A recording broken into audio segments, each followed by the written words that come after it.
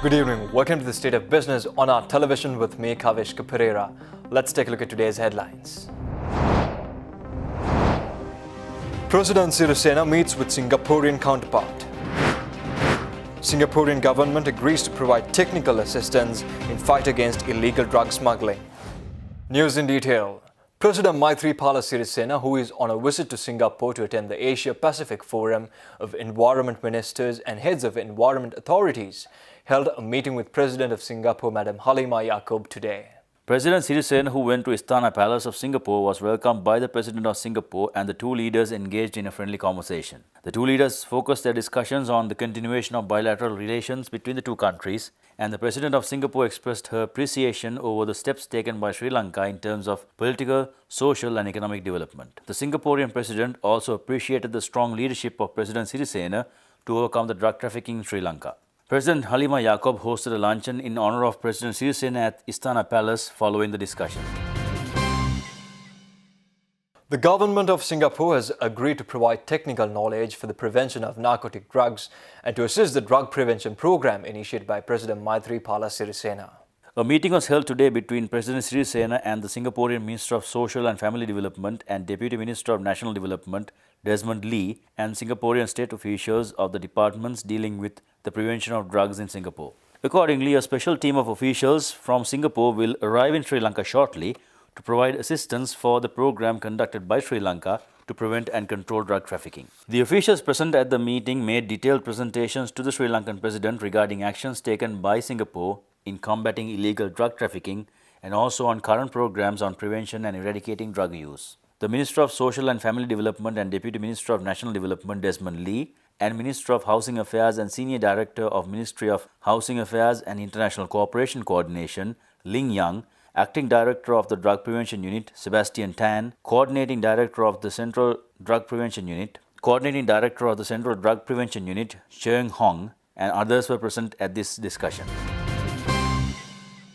Sri Lanka and the World Bank yesterday signed a $200 million loan agreement to help increase the use and the quality of Sri Lanka's primary healthcare services. The primary healthcare system strengthening project will benefit the people in Sri Lanka by increasing the quality of primary healthcare services and focusing on the detection and management of non-communicable diseases, responding to the changing health needs of the population and targeting the most vulnerable. Dr. Aida Swarai Ridio, World Bank Country Director for Sri Lanka and Maldives, and Dr. R.H.S. Samaratunga, Secretary to the Ministry of Finance, signed the project on behalf of the World Bank and the Government of Sri Lanka respectively. The Ministry of Health will implement the project, which is designed around the recently released positioning paper, Reorganizing Primary Healthcare in Sri Lanka, Preserving Our Progress, Preparing Our Future. The World Bank will provide technical and financial support to implement the primary healthcare system reorganization and strengthening and provide implementation support through innovation grants.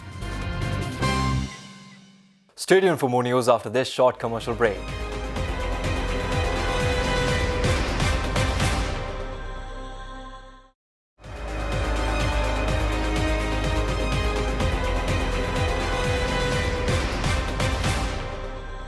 Welcome back. Speaking at the End Corporal Punishment 2020 media conference held today, Emeritus Professor of Law and former Vice Chancellor of the University of Colombo, Savitri Gunasekara, stated that lapses in society has led to the legitimization of violence. When societies change and they become violent, it manifests itself in families, in societies. So what we have seen in Sri Lanka is that manifestation of violence over time, and we have not addressed it in this very key area of violence in schools and in the upbringing of children. We tend to dismiss law because we see weaknesses in implementation. When we see weaknesses and inadequacies in implementation, we say, what's the use of law? But the point is, the law has a role in a society, and it is a failure of the law in the society and the state and the family to coordinate responses that has led to the legitimization of violence. Speaking further, Professor Gunasekara expressed the following with regard to formulating laws to prevent corporal punishments in schools. So we have this problem with the law, and I'd like to briefly explain what is the problem with the law. Now, the concept of legitimacy of beating children, whether in school or in the home, came through the British colonial lawmaking. From 2005, whipping as a sentence of imprisonment is prohibited. The concept of best interests of the child was also introduced in legislation in 2005. There is no consistency in the law or the policy planning. And because of that, there is no coherent message that corporal punishment is abolished. No coherent message, no single message. The Constitution says under Article 11, inhuman, degrading punishment and torture is a violation of fundamental rights. Some have successfully prosecuted. Some cases have gone before on the penal code, and teachers have been convicted of serious assault. Some have gone to courts and won their cases. So why? Why the inconsistency? Again, because no common message. You have to reform the basic penal code of this country to say this is an offence. Let's take a look at several cabinet decisions which were granted approval during the last cabinet meeting. The Cabinet of Ministers has approved the proposal presented by President Maithripala Sirisena in his capacity as the Minister of Defence to implement the Police Reorganisation Action Plan. The proposal presented by the Minister of Agriculture, Rural Economic Affairs, Livestock Development, Irrigation and Fisheries and Aquatic Resources, P. Harrison, requesting for funds required by the Paddy Purchasing Board to purchase paddy during the current Maha season was approved by the Cabinet of Ministers. The proposal to provide reparations to farmers who have suffered damages due to the fall armyworm infestation under the compulsory crop insurance program and to also secure additional funds from the Treasury in this regard, presented by Minister P. Harrison, was also granted approval by the Cabinet. The Cabinet of Ministers also granted approval to the proposal presented by the Minister of Finance and Mass Media, Mangal Samaravira, to extend the loan scheme provided by the Enterprise Sri Lanka program to encompass foreign employees who wish to get housing loans, private bus owners looking to operate intercity buses in lieu of normal buses, investors looking to build and improve elderly care centres, and three-wheel drivers who desire to be taxi owners. Speaking exclusively to our television, Chairman of the Joint Apparel Association Forum, Sharad Amaleen, stated that the Sri Lankan apparel industry has set itself a target of earning $8 billion of export revenue by 2025. This is January of 2019, and we just got our numbers for last year, and we have surpassed the $5 billion mark that we were set ourselves to achieve for that year.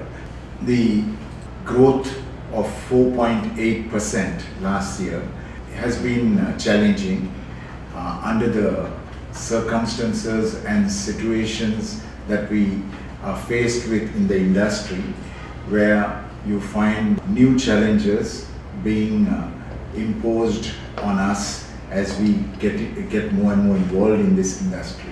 Our target by 2025 is to take this industry to an $8 billion industry. That would mean almost a 6% compounded interest year on year. What got us here, we recognize, will not get us there. Stay tuned for stock updates after this short commercial break.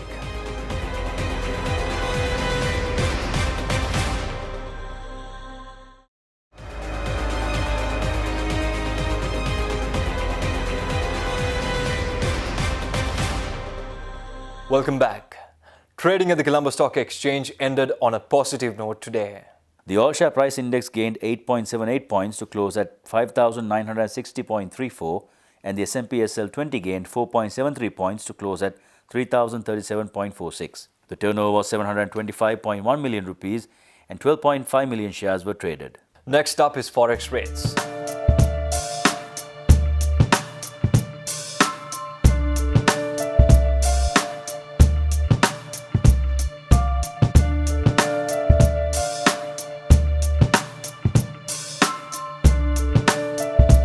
Well, that's a wrap of the bulletin we have for the day. Signing off with a promise for tomorrow at the same time with nothing but the latest.